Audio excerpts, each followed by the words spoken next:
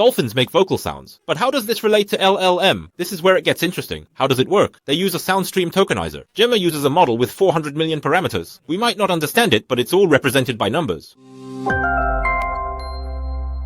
Hello everyone, nice to see you. I'm Error. Google has released an AI that can decode the sounds made by dolphins. Isn't the name adorable? Just recently released under the name DOLPHIN GEMMA. This AI technology is fascinating because, while we are familiar with AI generating music and other creative outputs, we haven't really heard much about such innovative approaches in the context of research. So, this is quite interesting because Google has been diligently researching this area, which allowed them to introduce the transformer model first. Additionally, they've done a great job with their AI chip called TPU. Let's take a quick look at this, as Google is currently very popular. AI is advancing at an incredible pace, so let's explore its implications. Recently released is DOLPHIN GEMMA. How exactly does Google's AI assist with this? Let's dive into how DOLPHIN GEMMA aids in interpreting dolphin communication. This new technology builds upon the existing GEMMA model. Small model. Like YAR, it has risks. However, scientists are exploring ways to assist with understanding dolphin communication. They are expressing hope that we might be able to grasp how dolphins communicate by analyzing their sounds. So, scientists have been studying dolphins for 40 years. They also discuss the sounds dolphins make. In the video, you'll see various devices, including the Google Pixel line integrated inside. This is what they use. When DOLPHIN GEMMA dives underwater, communication can be disrupted by water interference or fading. They use ultrasound to communicate, so mobile communication fails. What does that mean? In situations where communication is challenging, we need AI that can operate effectively. With a small model like Gemma, we need AI that can run on compact devices. That's exactly what DOLPHIN GEMMA is built for. In the latest announcement, Google shared that they are actively collaborating with Georgia Tech and the Wild Dolphin Project, commonly referred to as WDP, to further their research efforts. The WDP has been studying them in the Bahamas since 1985. That's 40 years now. The Atlantic spotted dolphins, known as Atlantic spotted dolphins, are these dolphins that inhabit the Atlantic Ocean. They have been the focus of extensive research over the years. Additionally, various research projects are being conducted, and many studies have been published, including in National Geographic. However, the site keeps going down and disconnects frequently. After Google's announcement, there was a sudden surge in traffic. This overwhelmed the server, causing frequent disruptions. But over the decades of research, they have gathered a lot of data. This includes underwater videos and audio recordings. So I have some sounds to share with you. First, listen to this sound.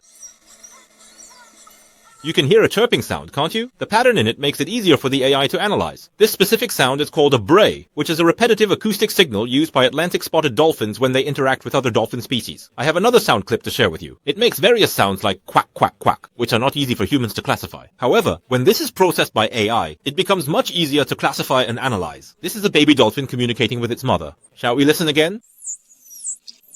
This analysis shows a similarity in sounds based on social relationships. A lot of this data has been accumulated. So these dolphins have unique whistle sounds when a mother is looking for her calf, or the calf is looking for its mother, similar to how we call each other. These are called signature whistles. And although we might not fully understand them, dolphins produce certain sounds to communicate in specific situations. This research is conducted by the WDP, with significant assistance from Google. Now DOLPHIN GEMMA, as you can see, operates with around 400 million parameters. Moreover, it runs smoothly on a Pixel phone. Divers can take their Pixel phones underwater, listen to these sounds, and immediately interpret them using the large language model, receiving the results right away. But you might be wondering, how does it work with dolphin sounds? It's a large language model, but how does it handle these sounds? Let's find out. This is called a spectrogram. The vertical axis shows time, and the horizontal axis shows frequency. Interpreting the time and frequency axis can be tricky, but looking up an equalizer shows it's a range from low to high hertz frequencies. So to enhance the bass, we raise the gain, and to make the voice clearer, we adjust the 1K, 2K, and 4K frequency bands. In a similar way, a spectrogram is employed to study dolphin sounds by identifying which frequencies are most pronounced at different times. When you look at it visually, you can immediately interpret the patterns. When you just hear it, it's one-dimensional. This tool helps to determine which sounds occur at specific frequencies over time. Time on the horizontal axis, frequency on the vertical. We can use color and brightness. They show the amplitude or energy of sounds at specific times and frequencies. This indicates that the bright areas have very strong characteristics. In earlier times, techniques like the Fourier transform enabled us to break down waveforms into their individual components over time. By examining these on the frequency axis, we can identify distinct peaks and their respective intensities. These worlds can be seen as combined. They are shown in 2 dimensions. So, in essence, this can be depicted using a spectrogram. At first glance, it might seem like there are no patterns, but over time, you can see some. It might be hard for the human eye to spot. AI can recognize these patterns more easily. How do we approach this from a language perspective? This is precisely where the concept of the sound tokenizer comes into play. In models like ChatGPT or Gemini, each word or even smaller units than words are referred to as tokens. So charges depend on how many tokens are used. Questions like how many many tokens can be input at once often come up. So, when we enter a sentence, the tokenizer breaks it down into individual tokens. The reverse process is known as detokenization. This entire process is applied to sound. Google had released a paper on a technology called SOUNDSTREAM, which tokenizes audio. This was published 4 years ago. In July 2021, Google released SOUNDSTREAM under the name End-to-End Neural Audio Codec. Then, Google Research came up with a very creative neural audio codec. Essentially, it uses neural networks for the codec. But here are the basic concepts to understand. This SOUNDSTREAM architecture is designed to handle the highly complex and intricate sounds made by dolphins. The idea is to break it into tokens for efficient AI processing. This is what we call the SOUNDSTREAM tokenizer. Imagine how in high school English we would break down sentences for better comprehension. Those who excel in English might grasp everything at once. But if it doesn't work, you break it down word by word or by subject and predicate. That's tokenizing. In a similar fashion, dolphin sounds are broken down using this tool known as the SOUNDSTREAM tokenizer. This uses a model based on Gemma with 400 billion parameters. So, when it comes to whistles, they appear in this form, and sudden sharp sounds appear in another way. The concept is to tokenize all these sounds and process them. By tokenizing and interpreting the vast amounts of accumulated data, we might be able to gain further insights. We could potentially grasp if dolphins are indeed communicating, right? They follow specific patterns and actions. It can automatically identify and interpret reliable sound sequences. Isn't that the great thing about LLMs? There are a variety of elements, but by tokenizing them and analyzing their associations, they start to converse like humans. Why should dolphins be any different?